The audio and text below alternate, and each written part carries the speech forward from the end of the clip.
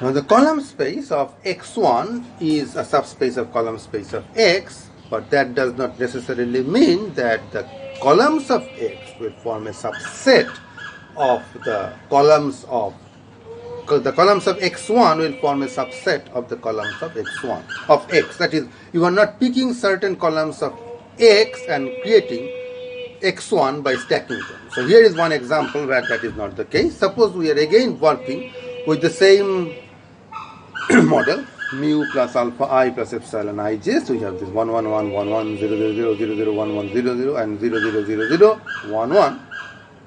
Now I am trying to test the hypothesis whether the first two varieties are effectively the same or not. So that is what we are trying to test, whether the first two varieties are the same or not, which means I am basically testing alpha 1 equal to alpha 2 or not. I am not caring about alpha 3 at all. That still remains unrestricted. In that case, my design matrix will become this. Once alpha 1 equal to alpha 2, that becomes a common parameter. So this is, as before, my column for mu. This column is devoted to that common parameter. You might call it just alpha.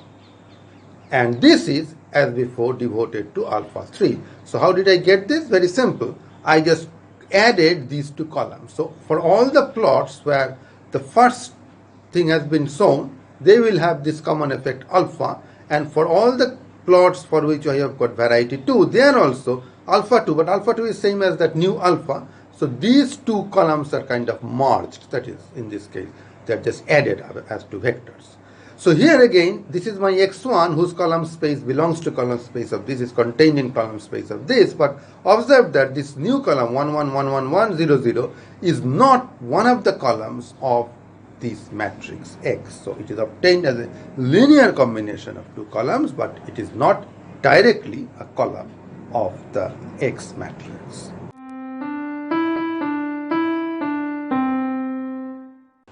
Now in this video, we are not going to go into all the mathematical details of how we shall carry out the test, but we shall give only the basic idea, the heuristics to show what is the most natural way of testing it, what is the natural test statistic. And for that, it will help if we just look at the entire thing pictorially. So we start with our familiar picture where we have got this column space of X and our data, this vector, this data, and we have also got this residual vector.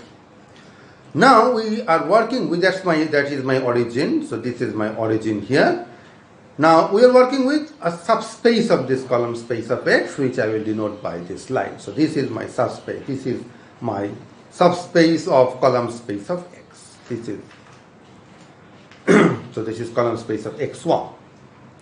So what is the natural way of carrying out this test? You basically fit this restricted model as well, and that means you are dropping a perpendicular from the data tip to this new subspace, that is a perpendicular, and you are basically seeing this is the error that I am committing if I am going for the null model, the restricted model, the model that is propounded by the null hypothesis, and this is the error that I was anyway incurring.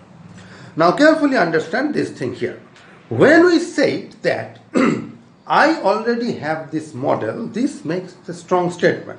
This basically says that you have carried out your goodness of fit test, taken care of your domain knowledge, etc., and said that this is a good fit, this entire pink plane is a good fit, which means that this amount of error is acceptable. So you are making the claim, I am happy to live with this much error. Now the question is, you are getting this error. So definitely this error is more than that error, because you have restricted the model, so you can never expect your error to go down. So error must go up, either goes up or stays wherever it was. So your question now is whether this particular thing is acceptable also. So for that, what you will look at is what is the extra contribution. Now observe that here we have a nice little right angle triangle. So this is my extra contribution, in the sense I am working with the squared norm. So if I take squared norm or the RSS for the restricted model, from that subtract the square norm of my basic model, my base model, which I know is correct. In that case, I will get the square norm of this vector, applying a little bit of Pythagoras, of course in higher dimension. So I get this is the extra thing. So this is what is already acceptable, and this is what is extra. So it is something like this. Say I earn 100 rupees per month, and then I have to, so I am spending something for some purpose, and I now have to spend 50 rupees extra for that purpose. Now if it is something like I get only 100 rupees salary per month, then spending extra 50 rupees will mean a lot. If on the other hand I earn 1 lakh rupees per month, then spending extra 50 rupees does not matter much. So it actually depends on what is acceptable and what you are paying extra. So someone who is trying to buy an air ticket and is already spending 30,000 for that, if that price goes up by 500 rupees extra, you hardly care. You are often ready to pay that amount as a convenience fee. On the other hand, if you are trying to buy some bananas and there the price increases even by 1 rupee per banana, you start haggling and bargaining. That seems very unfair.